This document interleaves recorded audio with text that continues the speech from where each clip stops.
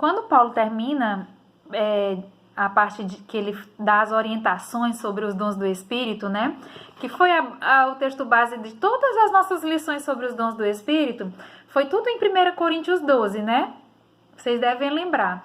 E quando ele termina 1 Coríntios 12, que o último capítulo o último versículo é o versículo 31, ele está dizendo que vai apresentar um caminho sobremodo excelente, né?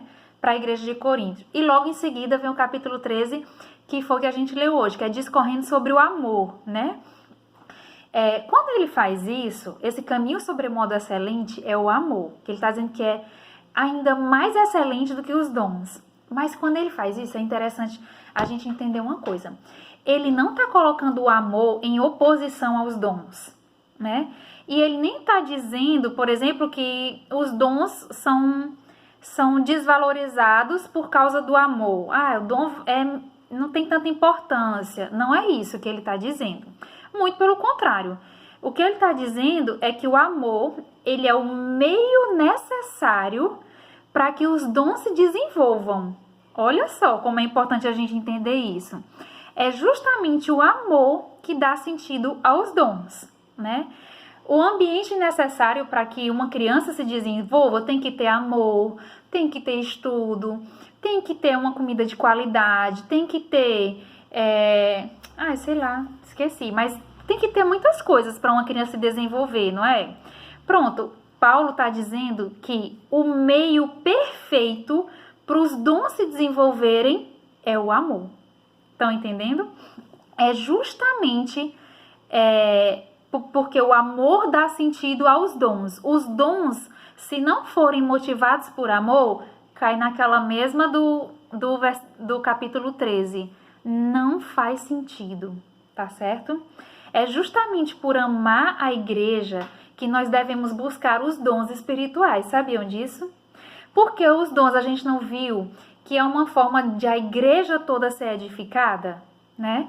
Então, os dons é uma forma que nós temos de servir tanto a igreja toda, né? O crescimento da igreja, como aos irmãos individualmente, né?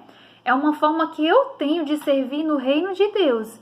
Então, para abençoar a igreja, para abençoar outras pessoas, é necessário que seja conjunto a ação dos dons espirituais motivados pelo amor, tá certo? A gente só vai ser capaz de abençoar outras pessoas se a gente for capaz de amar essas pessoas, tá certo?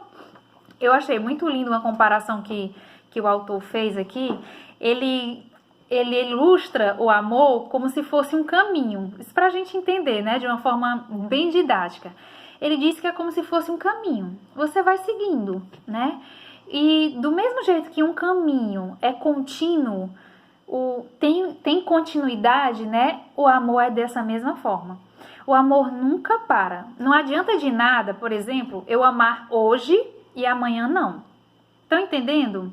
Essa continuidade, né? Essa constância, ela existe, ela deve existir no amor.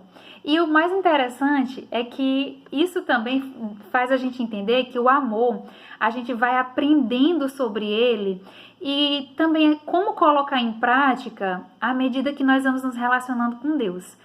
A nossa relação com Deus não tem que ser constante, todo dia e todos os dias e o dia todo, né? Então, é da mesma forma. À medida que nós vamos conhecendo mais Deus, à medida que nós vamos estreitando ainda mais o nosso relacionamento com Deus, a gente vai aprendendo mais sobre o amor e conseguindo colocar ele em prática melhor ainda do que ontem e do que antes de ontem, entende?